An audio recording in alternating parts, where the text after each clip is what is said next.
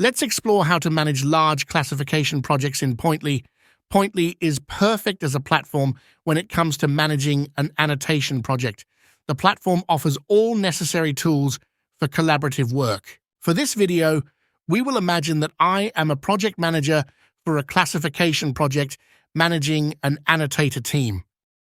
Before we begin our project, we need to distinguish between a professional account and an annotator account. A professional account can upload and manage projects, while annotator accounts can be added to access and classify only within the shared projects of a professional account.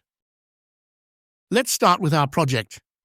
The project owner with the Pointly professional account needs to upload all the data to Pointly and share the project with the annotator team. If you're unsure how to upload files to Pointly, you can find a link to our latest tutorial in the description below.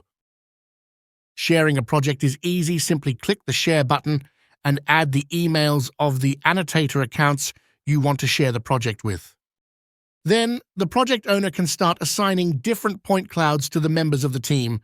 I can do that by adding a tag to the point cloud. When a tag is added, you can then filter by the different tags.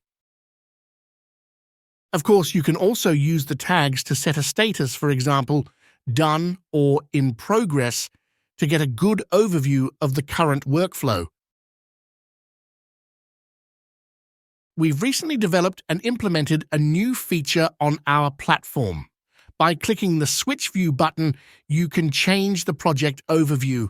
In this view, each tile is displayed on a base map, giving you a perfect overview of large projects. Select a tile to access detailed information on that specific point cloud, along with a movable preview. This feature greatly enhances your understanding of the project. As an annotator, I would now start the quality review of the automatic classification by examining the point clouds assigned to me. For example, over here I have encountered some structures where I am unsure if they should be classified as building or the class other. To allow the project owner to decide, I can simply leave an annotation directly in the point cloud. To do this, I open the annotation view, leave a comment, and set a status. I followed the same procedure over here to notify everyone of a misclassification, which the classification team can then correct later. All annotations will be displayed directly in the point cloud, making it a very easy way to communicate within the project team. Not only can you see the annotations directly in the point cloud, but in your project overview, all point clouds with annotations will be highlighted as shown here. You can see how many annotations there are and the current status of each one.